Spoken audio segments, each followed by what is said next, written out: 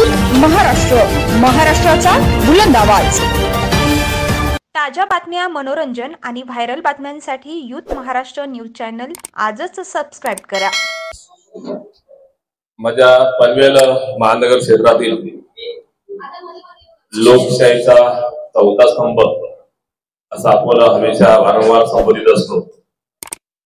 त्या चौथ्या स्तंभातील सर्व पत्रकार मित्रांचं मी पनवेल महानगर क्षेत्रातील शिवसेनेच्या वतीनं सर्वांचं स्वागत आणि आभार व्यक्त करतो।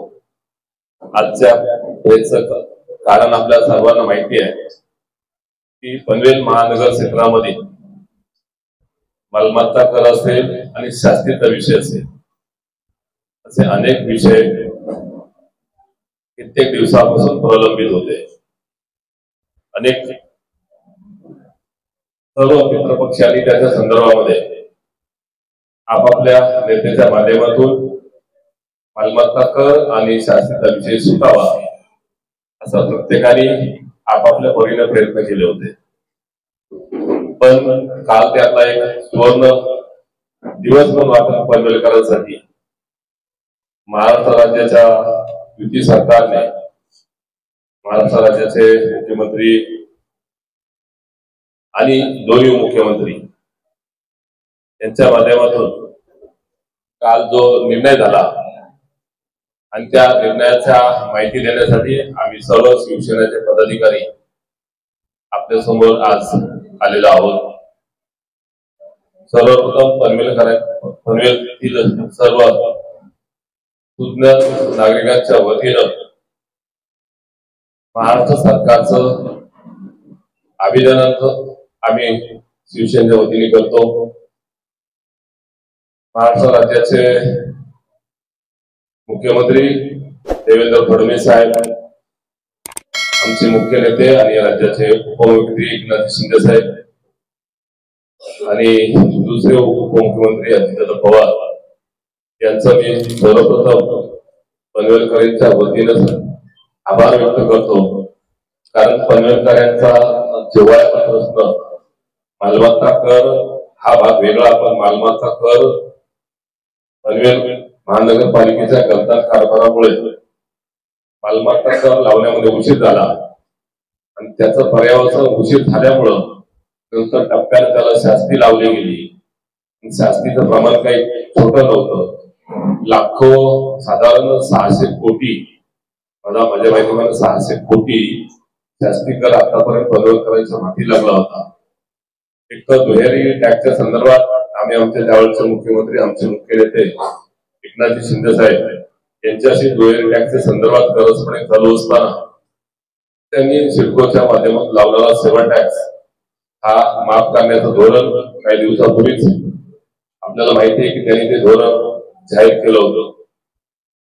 परंतु त्याच्यानंतर लोकांच्या मनामध्ये तो संभ्रम होता, कारण ग्रामपंचायतच्या नंतर महानगरपालिका या दोन्ही आस्थापनेमध्ये असलेला टॅक्सचा वाढीव भार हा लोकांच्या माथी लागला गेला आणि तो समजावण्यामध्ये वेळ घेत असताना वेळ निघून गेला आणि कालांतराने महानगरपालिकेने शास्ती लावण्याचा निर्णय घेतला। पहिल्यांदा आपण पनवेलकर नागरिकांच्या वतीनं मालमत्ता दुहेरी टॅक्स संदर्भात आम्ही सर्व मंडळी आमच्या शिवसेनेचे साहेबांची करसपणी करत होतो।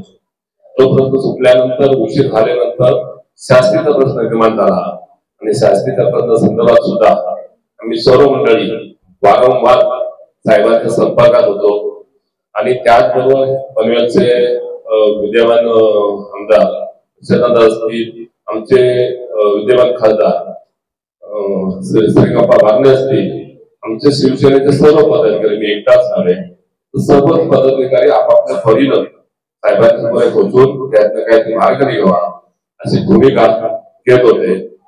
साधारण 11 ऑक्टोबर 2024 रोजी त्यावेळेचे मुख्यमंत्री एकनाथ शिंदे साहेब त्या पनवेल विमानतळाच्या पाहणीसाठी आले होते आणि त्यावेळेला आम्ही सर्वजण आमचे पदाधिकारी तिथं सगळं बसले, सर्वांनी आग्रह केला होता की साहेब शासनाच्या संदर्भात आपण पनवेलला आला आम्हाला शास्त्रीय संदर्भात काहीतरी आपण देऊन जावं। त्यावेळेला श्रीरामप्पा बारणे तिथे होते. आपण त्यांना आग्रह केला की तुम्ही पनवेलला आलात तर काहीतरी आम्हाला देऊन जा. ह्या आग्रहाच्या खातीर आता 11 ऑक्टोबर 2024 रोजी माननीय आमचे नेते एकनाथ शिंदे साहेब यांनी शास्ती माफी तिथे जाहीर केली. परंतु त्यावेळेला इलेक्शनचा कालखंड पुढे आल्यामुळं काही शासनाच्या टेक्निकल मुद्द्यावरती इम्प्लिमेंट करण्यासाठी एचआर काढण्यासाठी थोडा उशीर झाला. आणि त्यानंतर सुद्धा आम्ही मग एक मागच्या 15-20 दिवसापूर्वी प्रथमेश होता, मी होतो, आमचे काही मंडळी होते, श्रीरामप्पा बारणे होते, पनवेलचे विद्यमान आमदार चंद्रदा होते, त्यांच्या माध्यमातून नगर विकास सचिव त्यांच्या दालनामध्ये मीटिंग लागली गेली. गोविंदराज म्हणून त्यांचं नाव आहे. तिथे मीटिंग लागली. त्या मीटिंग मध्ये त्यांनी आमच्या विद्यमान खासदार श्रीरामप्पा बारणे यांनी त्यांना सुचवलं की पिंपरी चिंचवड महानगरपालिकेला असाच प्रश्न निर्माण झाला होता आणि त्या प्रश्नावर तोड काढण्याचं काम राज्याचे मुख्यमंत्री आणि उपमुख्यमंत्री यांनी केलं होतं. त्या धर्तीवरती पनवेलची बांधणी करावी या अनुषंगानं त्यांनी तिथे त्या मीटिंग मध्ये चर्चा झाली. परंतु सरकारी काम आपल्याला माहिती आहे, आपल्या सर्वांना ज्ञात आहे की सरकारी काम 6 महिने बोलत असतो. परंतु मीटिंग झाल्यानंतर सुद्धा आम्ही सर्व योजनेचे पदाधिकारी त्याच्या पाठपुरावा करण्यासाठी मग मंगेश चितळे साहेब यांना परत आम्ही निवेदन दिलं की आपला अभिप्राय अहवाल आपण लवकर माननीय सचिव यांच्याकडे पाठवावा, जेणेकरून इतरभूत माहिती त्यांना मिळेल. त्या अनुषंगाने आम्ही सर्व मंडळी महानगरपालिकेला 21 जानेवारीला पुन्हा पत्र दिलं आणि त्या अनुषंगानं ह्या सर्व परस्परी चालत असताना खऱ्या अर्थानं त्याला फलद्रूप कालच्या दिवसाला राज्याचे महायुतीचे सरकारमधील सर्व मंत्रिमंडळातील मुख्यमंत्री असतील, दोन्ही उपमुख्यमंत्री, खास करून आम्ही शिंदे साहेबांचा आभार यासाठी मानतोय कारण तो खातं नगर विकास खातं आमचे नेते यांच्याकडे आहे आणि आम्हाला इकडे आल्यानंतर त्यांनी खात्रीने सांगितलं होतं की शास्त्री माफ करणार आहे. तर शास्त्रीच्या हा झाला शास्त्रीचा निर्णय माफ तर झाले आहे. परंतु आम्ही अजून पुढे जर आमचं त्यांना म्हणणं असं आहे की त्यांनी योग्य वेळेला पेमेंट भरलंय. काही लोकांनी यापूर्वी पण शास्त्री सहित पेमेंट भरलेलं आहे.